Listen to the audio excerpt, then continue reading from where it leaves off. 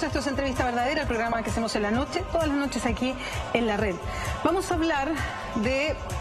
No quiero decirlo de esta manera porque habitualmente se presenta así, pero es algo de eso.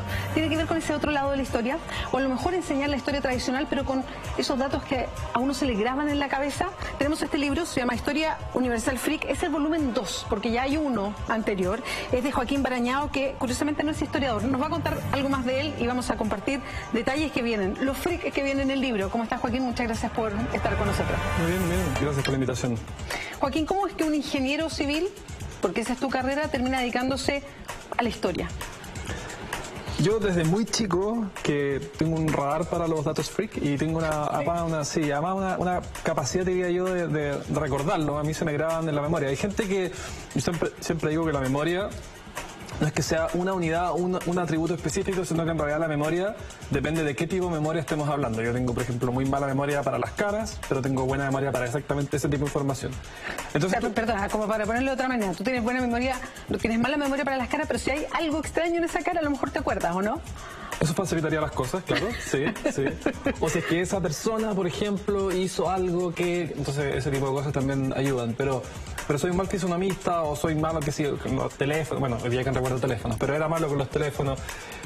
Pero sí tenía buena memoria para este tipo de cosas. Entonces era la suma del interés por identificarlos y la buena memoria para retenerlos hizo de mí una persona que llevaba consigo un gran caudal de datos freak. Entonces, la primera etapa fue informal y eso se transformó luego en una etapa formal llegando a una página web, el año 2003. Y es irónico porque yo lo que quería con la página web no era juntar datos, sino que lo que quería era aprender a hacer páginas web. Una cuestión que hoy día, o sea, y de la manera como lo hice, está completamente obsoleta. Yo creo que ya estaba obsoleto ese año porque lo hice con blog de notas, bueno. Y después ya el año 2014 tenía más de 3.500 datos en la página y dije, bueno, esto podría tomar otro cuerpo y decidí hacer el primer libro. Ahora, el libro, y a propósito, a todos los que nos escriban a OpinoBB con el hashtag, se llevan el libro de Joaquín Barañao, este segundo volumen de Historia Universal Freak. Hay alternativas para hacerlo, que es elaborar, no sé, un listado de friquerías históricos, digamos, pero tú prefieres ir delineando la historia e ir agregando a muchos de los hechos históricos que uno conoce los datos que llaman la atención. Hacer un listado de datos curiosos, por un lado, para eso está la web. Y por otro lado, hay muchos libros que hacen cosas similares. O sea, libros del tipo, de toda esta familia de libros, 500 curiosidades para leer en el baño, ya allá hay mucho. Me parecía además poco desafiante. Como te digo, eso hubiese sido simplemente tomar la página web, imprimirla y mandarla a una librería. Y lo que quise hacer yo fue un doble objetivo, y es contar la historia universal, pero a través de ella ir insertando estos datos. Es como lo que yo he dicho otras veces, que me imagino como si la historia fuese un pino y era importante tener el pino y elegir el tronco y elegir cuáles ramas son más importantes, qué ramas dejar, qué ramas podar. Pero sobre el pino yo puse todos estos adornos que yo había acumulado durante 12 años. Sí, que habitualmente a uno se le queda nada más en la cabeza. ¿Cómo divides el volumen 1 y cómo explicas este volumen 2? En realidad era un solo libro, de hecho digital todavía es un solo libro. Era un poquito gordo, así que fue por eso que lo separamos en dos partes. Así que para mí en realidad es una unidad y porque es la historia universal al final. El guión no lo inventé yo, el guión existe y bueno, es una historia completa que va del Big Bang al presente y hay al final un pequeño epílogo del futuro.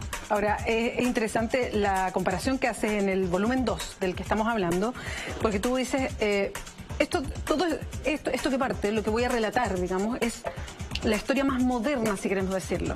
Y empiezas a comparar numéricamente lo que significó el volumen 1 respecto a lo que significan todos esos datos históricos de una cantidad de tiempo enorme que en volumen pueden alcanzar a lo mismo de un tiempo más corto, pero que está más cercano o a lo mejor que se conoce más.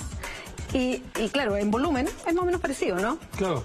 Sí, el primer libro cuenta desde el Big Bang hasta la Revolución Francesa, o sea, son más de 11.000 millones de años, digamos, y ese cuenta 200 y tiene una extensión que es parecida. Y ocurre, cualquier libro de historia es así, a medida que uno se va acercando hay más densidad de información, está mejor documentado y es más relevante para nosotros porque nos es más cercano.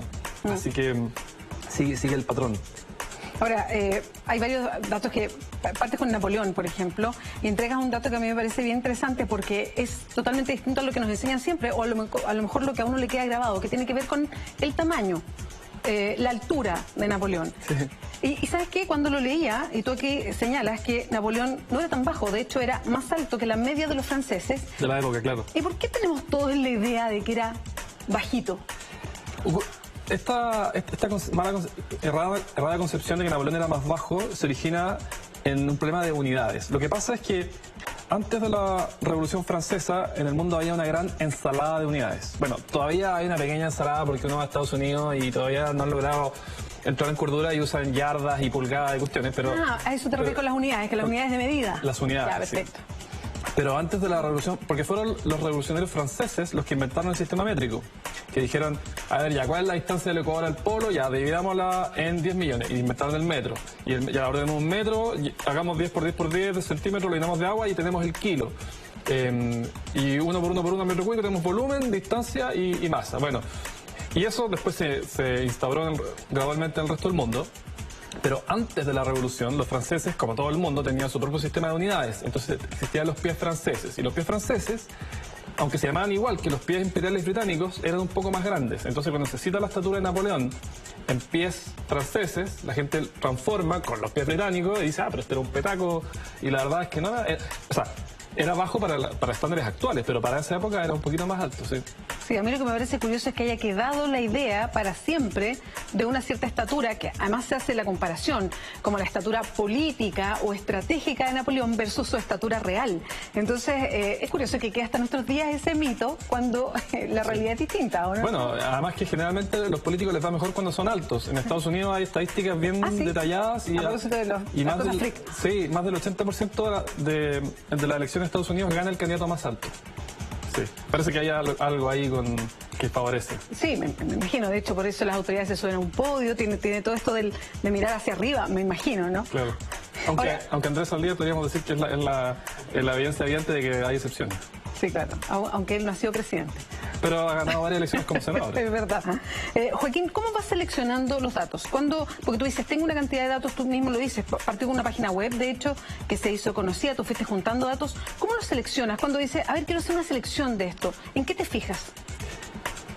Al final, yo diría que ese es el principal mérito. O sea, yo soy el curador de mi contenido. O sea, uno cuando pregunta, bueno, ¿y quién elige qué se pone en el Museo de Bellas Artes? Para elegir un ejemplo bastante más excelso que lo que hago yo.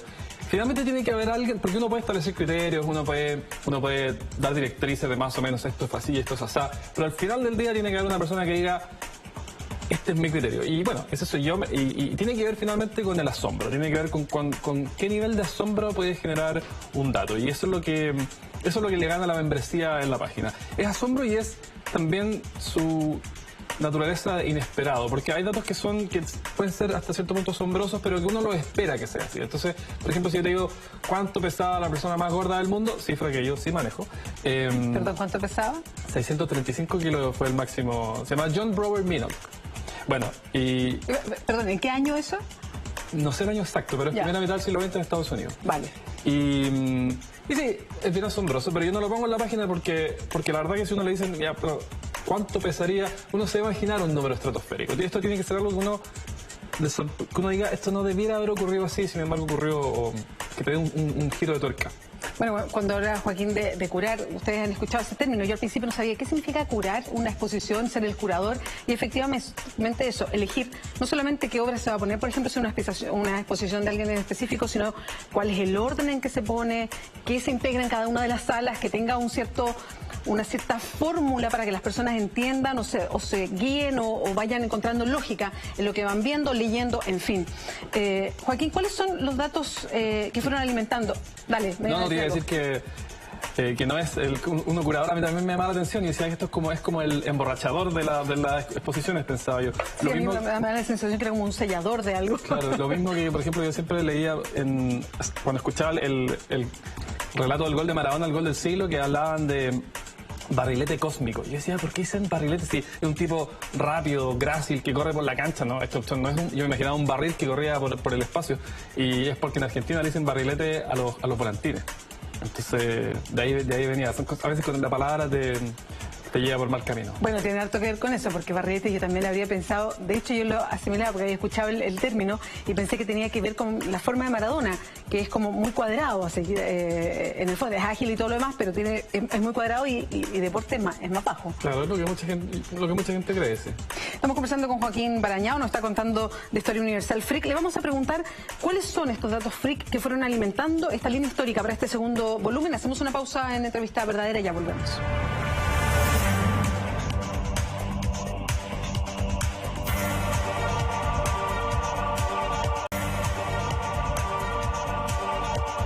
Entrevista verdadera, seguimos conversando con Joaquín Barañao, autor de este libro, es el volumen 2, Historia Universal Freak, desde Napoleón hasta nuestros días, un relato histórico a través de 763 curiosidades.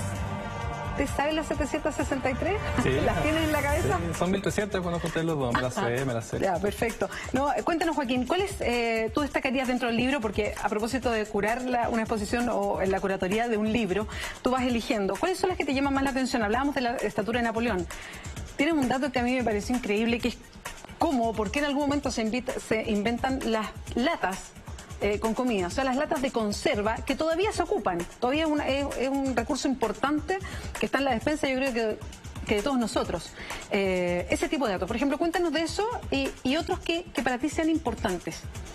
Bueno, lo que ocurre es que durante la época de las guerras napoleónicas, uno de los grandes desafíos, y no solamente de esas guerras, sino que lo había sido siempre, era la logística para alimentar a los ejércitos, o sea, cómo llevar la comida hasta allá y cómo, eran campañas largas, cómo mantener la comida en buen estado. Entonces, es ahí que el ejército de Napoleón ofrece un premio. Se dice, a quien quiera que invente algún método que nos permita conservar la comida, entonces se va a ganar la tremenda bolsa de francos. Y viene este señor, Nicolás Appert, se demoró mucho tiempo, varios años, finalmente inventa este concepto de comida enlatada, y se demoraron años y años en pagarle el premio al tipo que quedó completamente frustrado, y pasaron algo así como 40 años hasta que a alguien se le ocurre inventar el abrelatas. Espérame, había comida enlatada, pero no había abrelatas, se abría de cualquier manera nomás. Porque eran soldados rudos, tenían que ir ahí con el cuchillo. Sí, pues no, había abrelatas, era para señoritas. Bueno, parecía la historia, por ejemplo, el grifo. También hay toda una serie en la web que es acerca de inventos de origen freak. Entonces, por ejemplo, el grifo, nadie sabe quién lo inventó porque la patente se quemó en un incendio. Una pequeña ironía considerando que era precisamente un grifo. O por ejemplo,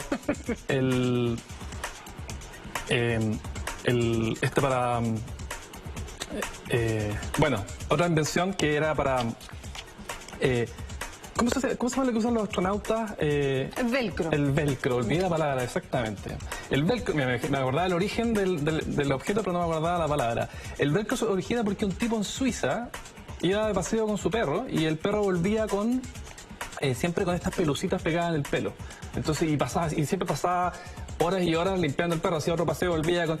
Y mira esta opción del microscopio y dice, entonces el velcro son como estos pequeños ganchitos a nivel microscópico, y dice, bueno, ¿y por qué no? Así que gracias a este perro de los Alpes que había que limpiar permanentemente es que se ocurre el velcro. Bueno, y después se ocupa para eso, para los trajes. De hecho, yo lo que había escuchado, como para hablar de los mitos a propósito del velcro, es que el velcro se había vuelto popular porque lo habían inventado para los astronautas norteamericanos y que después trascendió como al vestir diario, a las carteras, las zapatillas, en fin, a lo que se ocupa el velcro. Bueno, eso es que mira, yo no sé, no la he escuchado, pero hace pleno sentido porque la carrera espacial dio gran publicidad a muchas invenciones. Así que las cosas que pasaban por ahí, claro, imagínate cuando, en particular el año julio del 69, cuando llega el hombre a la luna, estaba toda la humanidad mirando esta cuestión. Entonces cualquier tecnología que hubiese ahí era muy llamativa. Sí, claro, el teflón también yo había escuchado que se ocupó como material por primera vez en los viajes al espacio, pero insisto, son mitos que le llegan a uno y que de repente no tienen mucho que ver con la realidad. Yo creo que quizás no lo inventaron ahí, pero tenéis todo el presupuesto del mundo, haz lo que queráis, esta cuestión no puede fallar, lo importante es triunfar, es ganarle a los soviéticos. Así que no te fijes en gastos. Entonces, quizás alguien por ahí tenía la patente del teflón y dije, bueno, esta cuestión no sirve y lo usaron. Otras cosas. Ahora, muchas veces esta cosa fue presionada por la carrera espacial. Antes que se pudieran transmitir las imágenes digitalmente, lo que hacían, había toda una misión que se llamaba el Proyecto Corona. Para conseguir las fotos, soltaban los rollos de fotos en el aire. y tenía que ir un avión y atraparlo en el aire. Era tan difícil que fallaron las primeras 13 veces. Lo más divertido de esto es que en vez de poner, porque estas cosas siempre, finalmente las primeras veces caían al suelo, a veces podían caer al océano, podían caer al continente, pero en vez de poner algo muy discreto, había un tremendo mensaje que decía: esto es propiedad del gobierno de Estados Unidos, quien quiera que lo agarre tiene que devolverlo. Entonces obviamente te da la curiosidad infinita y nadie devolvía la cuestión, pues. Hasta que después se le ocurrió poner un mensaje bastante más discreto y ahí les fue un poco mejor, pero después fueron capaces de atrapar los rollos en el aire. Bueno, sigamos avanzando por la historia. Entras a la revolución industrial y lo que significa inventar, por ejemplo, motores. Y cómo fue que al principio la gente que decía, mira, podemos combustionar esto con el vapor de agua, se puede generar la tracción necesaria para un motor, en fin. Pero la desconfianza primero de meter fuego en un barco, por ejemplo, hizo que se alejaran de inventos como ese. ¿Cómo fue esa historia? Claro, Napoleón dijo una vez, no, yo no estoy... Olvídate que yo me voy a meter adentro de un barco donde alguien adentro está haciendo una hoguera. O sea, hay que estar loco para un monstruo de madera. En esa época la mayoría de los barcos todavía eran de madera. Hay que estar loco para armar una hoguera en las entrañas del barco. Y decía, no perder tiempo con esa cuestión. Y más adelante hay una historia parecida de la reina Victoria expresando su preocupación por las altas velocidades que podían alcanzar los trenes. Había gente que creía que se podían salir los ojos de las órbitas, que incluso los trenes pasando al lado de las vacas podían generar todo tipo de problemas ganaderos, de partos apresurados. Así que hubo algún tipo de oposición inicial a todo este tipo de cosas. Había todo un movimiento más adelante que se llamaban los luditas, que decían, viejo, las máquinas nos están robando empleo, así que estrategia, vamos a destrozar máquinas. Y eran grupos de gente que entraban a las fuerzas a instalaciones industriales a romper máquinas porque le estaban quitando empleo. Sí, es como el temor a lo desconocido también, ¿o no? Que alimenta ese tipo de cosas. Yo creo que hay algo de eso también, pero lo principal era claramente que ellos veían cómo... Pero lo que pasa es que esto parte fundamentalmente en el mundo textil y las ganancias que se hacen en el mundo textil eran gigantescas, o sea, podían ser de hasta 100 veces o más de 100 veces. Entonces de pronto alguien veía que una sola máquina hacía la pega de más de 100 personas y tú decías, bueno, esta cuestión, o sea, estamos condenados a la cesantía. Y lo que hemos visto, lo que ha ocurrido es que, veamos cuál es la cesantía que hoy día en Chile, bueno, cerca del 5 o 6%, cerca del 6%. La verdad que eso no ha ocurrido y hemos sido capaces de inventar empleos que han ido renovando el mercado laboral. Bueno, de hecho es uno de los desafíos que se plantea ahora. Lo decían no sé si en el Congreso del Futuro de ahora que se está realizando o en oportunidades anteriores, de cómo hay una serie de trabajos mecánicos que lo más probable es que de aquí, no un tiempo muy largo, y algunos no tan mecánicos, los empiecen a hacer máquinas o robots, si tú quieres. Entonces, de hecho, había una publicación hace poco que decía, ¿qué vamos a hacer cuando tengamos mucho más tiempo libre? ¿Por qué? Porque el trabajo más pesado o trabajo rutinario de horario lo va a terminar haciendo una máquina y no nosotros. Y se plantea eso como para el futuro, a propósito de lo que recién mencionaba. Sí, bueno, pero hay muchos trabajos que hoy día uno no se los podría imaginar. Por ejemplo, bueno, antes de la revolución industrial, la gente normalmente no tenía horarios, no había ninguna necesidad de despertarse a una hora específica, la gente trabajaba al ritmo de la tierra. Con la revolución industrial en Reino Unido surge la necesidad de llegar a cierta hora a cierto lugar de la ciudad y nadie tenía reloj. Entonces uno de los trabajos que surge ahí era el de los despertadores humanos. Eran personas que uno le pagaba unos pocos peniques al mes, iban y te tocaban la ventana. Y si quedaba más arriba, usaban un palo y te tocaban el vidrio así. Y había algunos incluso que usaban cerbatanas. Esto también documentaban fotografías. Entonces hoy día inimaginable porque un despertador cuesta casi 0 pesos. Y mirando para adelante, yo tengo, de lo que no tengo ninguna duda, es que, y eso no hay idea mía, mucha gente de acuerdo, es que una inmensa cantidad de trabajos que hoy día conocemos van a desaparecer, como dices tú, y eso o sea, conducción, muchas cosas. Y de lo que tengo duda y no tengo claridad es si es que vamos a ser capaces de administrar eso de alguna manera, digamos, llamémoslo espontánea, o si alguien va a tener que venir de afuera y decir, ¿sabe qué? Nadie puede trabajar más de 3 días o nadie puede trabajar más de 20 horas al día porque si no se va a... O sea, el chancho que ya está mal pelado va a quedar peor pelado. Y lo que va a pasar es que quienes pueden administrar la inteligencia artificial se van a llevar los frutos y quienes no. Entonces, eso no sé cómo irá a evolucionar, pero de que van a desaparecer miles de trabajos, así va a ser. Pues sigamos avanzando en la historia. ¿Cómo es el caso del presidente Kennedy de Estados Unidos que manda a comprar todos los habanos?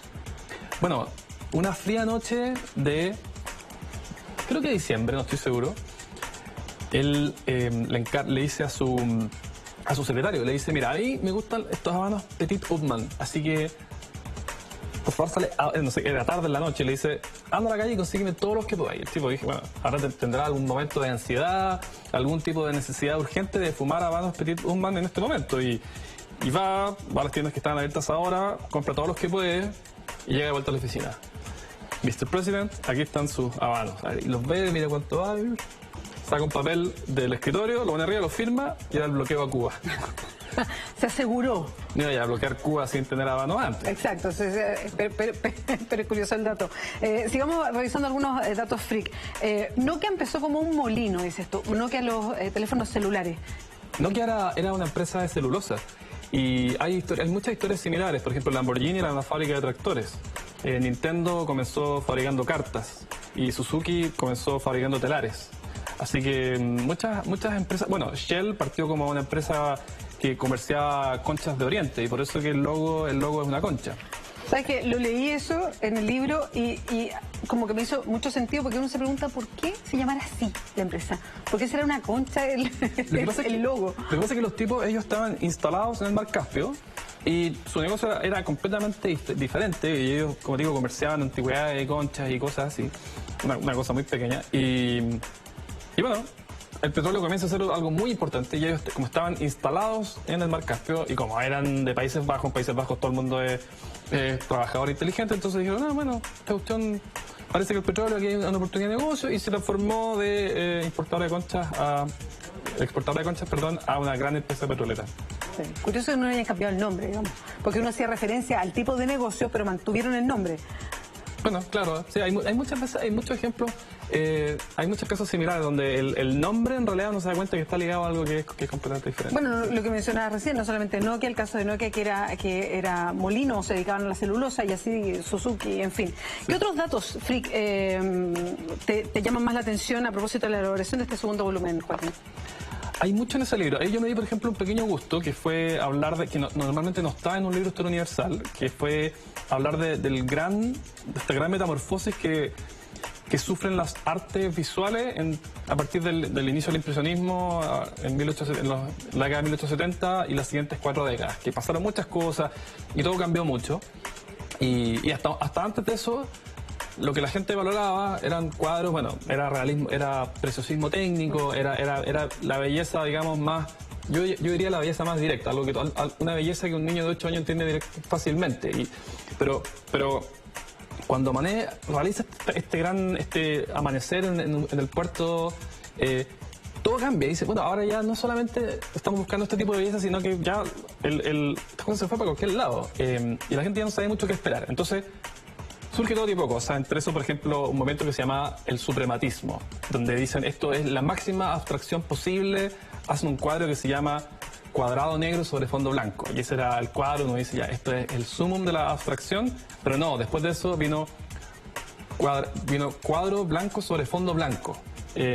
Y entonces, un poco riéndose de todo este fenómeno, es que un tipo se saca una foto media borrosa, que parecía como un artista, así un tipo bohemio atormentado, y inicia todo un movimiento pictórico que se llamaba el desombracionismo. Se llamaba desombracionismo porque era sin sombras.